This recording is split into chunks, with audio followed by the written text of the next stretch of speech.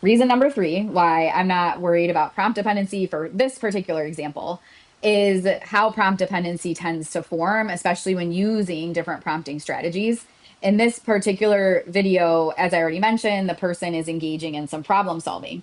When we look at errorless learning, where I see more prompt dependency happen with errorless than anything else, it's happening because the person often doesn't actually need help, right? Like there's no distinction made.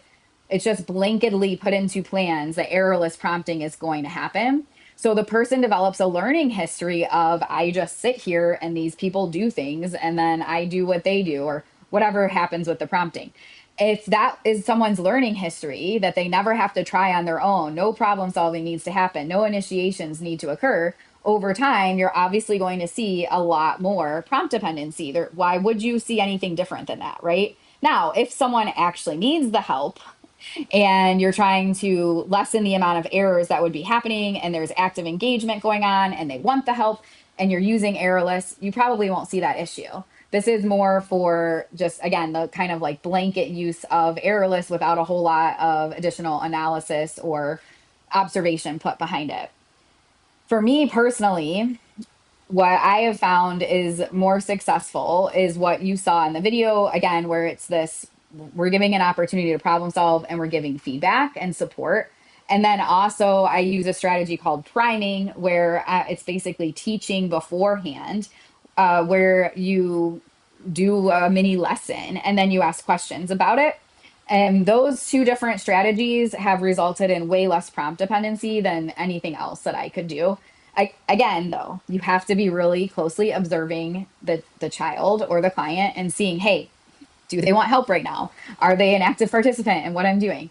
And I don't think often enough people are trained to look at that piece of it. It's just, oh, here's your steps to follow and this is how prompting is done. I know that's how I was trained. I wasn't trained to be like a close observer of the person in front of me and really critically thinking about my timing and the support that I was providing and what would be most beneficial. When you look at the point of prompting overall, that is the point, right? It's the least amount of assistance needed to help someone do something. But that help needs to be provided when the person is assenting, when they're motivated, and all of the things, right? But instead of people learning to look at those and like have a checklist, which by the way, I do have a checklist on prompting that I created. I haven't put it out anywhere yet. I did it for a training. But anyway,